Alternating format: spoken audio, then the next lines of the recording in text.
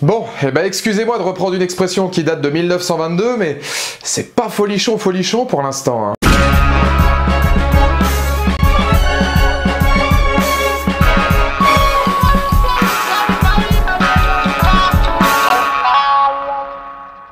Bonjour à toutes et à tous, c'est Valou et bienvenue pour cette toute nouvelle vidéo, cette toute nouvelle review analyse de Vikings, saison 6, première partie. Et comme vous l'aurez compris dans une introduction tristounette et ô combien surprenante, oui, effectivement, je n'ai pas été spécialement emballé par cette saison 6. Ou en tout cas, sa première partie. Vous le savez, moi j'ai rattrapé Vikings il y a de ça peu de temps, je suis à fond dedans, je trouve que c'est une série extrêmement riche. Et au-delà de la déception, j'ai été assez énervé par cette 6e saison, en tout cas cette première partie, parce qu'il y a de multiples incohérences, des structures de personnages et des décisions scénaristiques que je trouve assez étonnantes quand la série nous avait amené jusque maintenant. Moi qui avais été un de ceux qui est plutôt pas mal apprécié la saison 5 également, des moments assez sublimes et notamment des constructions de personnages remarquables. Cela étant, vous connaissez mon déroulement de vidéos autour de Vikings, en général je reprends des thématiques particulières et cette fois-ci zoom sur Lagertha. On va se focaliser dans un premier temps uniquement sur Lagertha puisque ce qui est arrivé, le destin de Lagertha, c'est un peu l'attraction de cette première partie de saison 6. C'est pourquoi nous allons débriefer tout ça ensemble. Vous étiez très nombreux à attendre que je parle de Lagertha. Vit et meurt,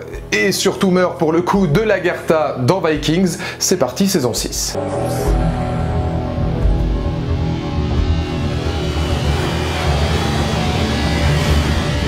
Lagertha, guerrière au bouclier, à la fois femme et épouse, à la fois leader et conseillère. Personnage indispensable à Vikings, dont la fin fut surprenante, elle femme forte ayant vu la mort accompagner l'ensemble de sa vie. Mais de par une mise en scène poussive et souvent maladroite, son destin fut à l'image de cette première partie de saison. Demi-teinte, difficile à comprendre. Et avant d'arriver au sujet qui fâche, où avions-nous laissé la reine à l'orée de ce 6e acte? Ayant fraîchement fait de son fils Bjorn le nouveau roi de Kattegat, Vikings vient appuyer un fait marquant autour de la guerrière. Les conséquences d'une vie faite de souffrance et de mort. C'est peut-être ce qui résonne le plus dans son discours. Souhaitant partir dans une retraite calme et paisible, lassée d'avoir vu ses proches mourir et subir des guerres qui les dépassent, Lagertha se voit embrasser l'ultime volonté de son mari, devenir fermière, poursuivre l'héritage de Ragnar, échappant à une mort qu'elle côtoya trop souvent. Si le fond ne me posa aucun problème, c'est bien sur la forme, tendance à déconstruire rapidement un personnage, que vint mon principal agacement. Prenons par exemple l'écriture récente de ses relations amoureuses. Si Aemund fut beaucoup plus attaché à Lagertha que l'inverse, n'oublions pas que sa mort fut une épreuve pour la jeune femme. En ce sens, j'ai toujours eu du mal à la voir le pleurer en saison 5 pour, un épisode plus tard, parler à son bien-aimé Ragnar sans une seule pensée pour l'évêque, devenant même fer de lance d'une 6e saison quasi exclusivement basée sur Lodbrok. Quelle fut donc la pertinence, in fine, d'avoir vu Aemund se rapprocher de Lagertha? Autre exemple, faire disparaître une fois pour toutes la guerrière au bouclier dans une scène forte et émouvante.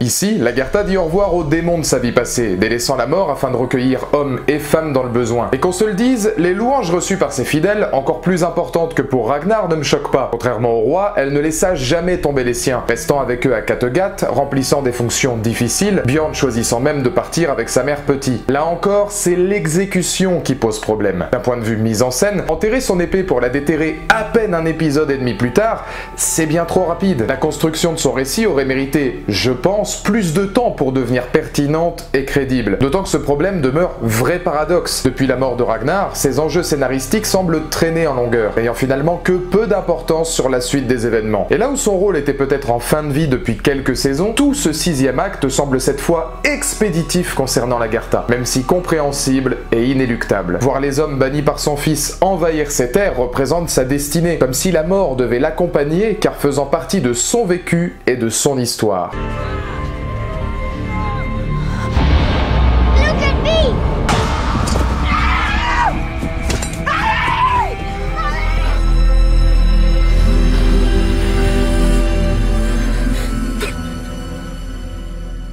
Lagertha, c'est l'histoire d'une femme dont les peurs ne cessent de la poursuivre, redevenant guerrière le temps d'un baroud d'honneur amenant à sa perte. Et quand je parlais finale expéditif, je pense que personne n'imaginait cette fin. Car que penser de sa mort? D'un côté, elle permet de continuer le travail autour de Fitzerk, en ayant cruellement besoin. Jusque-là en retrait des autres Lodbrok, Vikings lui offre une vraie construction scénaristique. Sa peur d'Ivar, sa déchéance, ses problèmes de drogue rappelant son père, tout est fait pour le voir enfin enfin au cœur d'une réelle évolution. Mais ça, c'était avant de le voir tout gâcher en rejoignant son frère parce que ta gueule c'est magique, je suis un fils de la destruction. Et là je ne saurais vous expliquer ma réflexion, c'est ça la mort de Lagertha? Voilà la seule chose que pouvait nous offrir une prophétie tenant en haleine depuis 2 saisons. À mes yeux cela semble bien trop léger pour un personnage de son ampleur, même si en bout de course. Alors oui, la scène est bien amenée, d'une photographie sublimant la folie Fitzerk. On assiste également à la chute d'une reine n'ayant jamais réussi à vaincre sa peur de la mort, acceptant son destin. Mais d'un côté comme de l'autre, les deux personnages méritaient beaucoup mieux, surtout vu l'écriture du fils de Ragnar par la suite. Encore une fois, nous sommes dans un immense paradoxe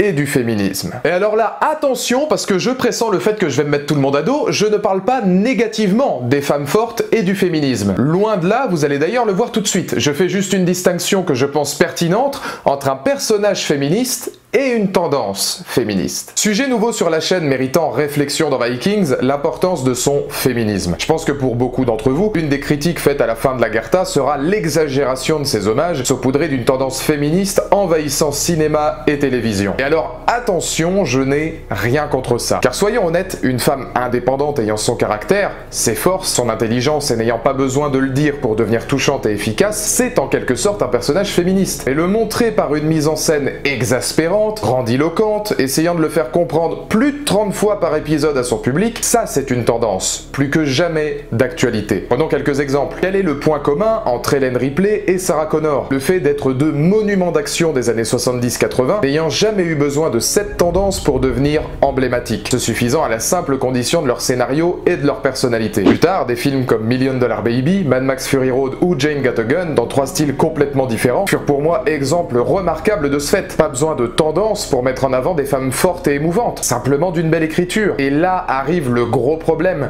c'est tout ce que représentait Lagertha avant cette tendance. Et même chose pour Vikings. Voilà l'une des questions que je me suis posée. Pourquoi cette saison passe autant de temps à mettre en avant une tendance ne servant absolument pas ni au rythme ni au scénario, quand elle avait pourtant compris comment mettre une femme en avant de la meilleure des façons? C'est sur une multitude de détails que l'on peut en juger. Des ralentis à outrance faisant penser à ce que Avengers Endgame avait déjà tenté de façon subtile, LOL, des femmes se foutant ouvertement de la gueule des hommes les accompagnant, n'ayant que très peu de sens dans l'histoire tant Lagertha souhaite continuer l'héritage de Ragnar, des discours à n'en plus finir, un ultime épisode interminable, comme si l'histoire de Lagertha ne se suffisait plus à elle-même, et qu'au-delà de son vécu, il fallait absolument le faire voir encore et encore à son public, alors que c'était déjà le cas auparavant. If I didn't worship you before, Lagertha, I worship you now.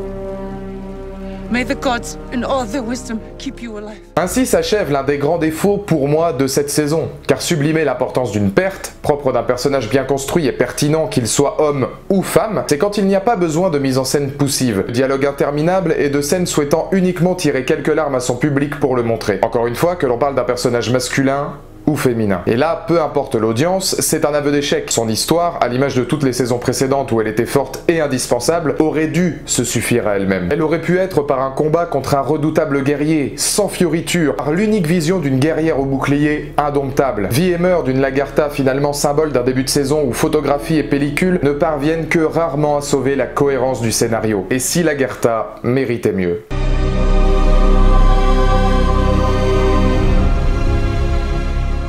Et si Vikings méritait mieux? Méritait mieux que de multiples incohérences m'ayant complètement sorti de l'histoire. Comme un Fitzerk dont j'avais apprécié les nuances, épisode dressant le portrait d'un homme effrayé par Ivar, avant de le voir revenir auprès de lui en 10 minutes, sevré comme jamais. D'un Harald devenu roi de Norvège afin de respecter l'aspect historique de Vikings, mais passant de personnages touchants, développant une réelle tendresse, à simple homme gangréné par le pouvoir, ascendant violeur, ne respectant pas la complexité de son évolution. À un manque de rythme évident, notamment auprès des Russes, où s'il regarde Ivar face à une nouvelle forme de cruauté est pertinent, celui-ci peine à monter en puissance, comprenant même certains axes totalement inutiles. Et que dire du final? Un final particulier, où si la mise en scène de cette bataille mêlée au dialogue entre Ivar et Bjorn est immersive, rappelant le meilleur de la série, il pose toutefois problème. Sans Harald et Bjorn, laissés pour morts, comment Vikings parviendra-t-il à rendre intéressant la suite de son histoire? Sont-ils morts ou vivants, récupérant un Harald blessé et faisant croire aux spectateurs que Bjorn est mort, simplement image de la défaite des Vikings? ne devenant alors que cliffhanger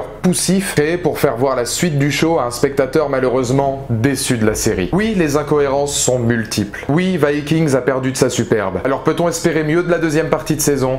L'avenir nous le dira. C'est ça l'un des gros problèmes pour moi de cet enjeu de Vikings de saison 6, c'est que non seulement ça n'avance pas, et en termes de choix scénaristiques, de cohérence et d'histoire à proprement parler, de développement de personnages, ce n'est pas à la hauteur. Donc dans les commentaires ci-dessous, n'hésitez pas à me donner votre point de vue, qu'est-ce que vous avez pensé de cette saison 6, et évidemment, qu'est-ce que vous pensez de Lagertha, le grand enjeu de cette vidéo. J'attends votre point de vue.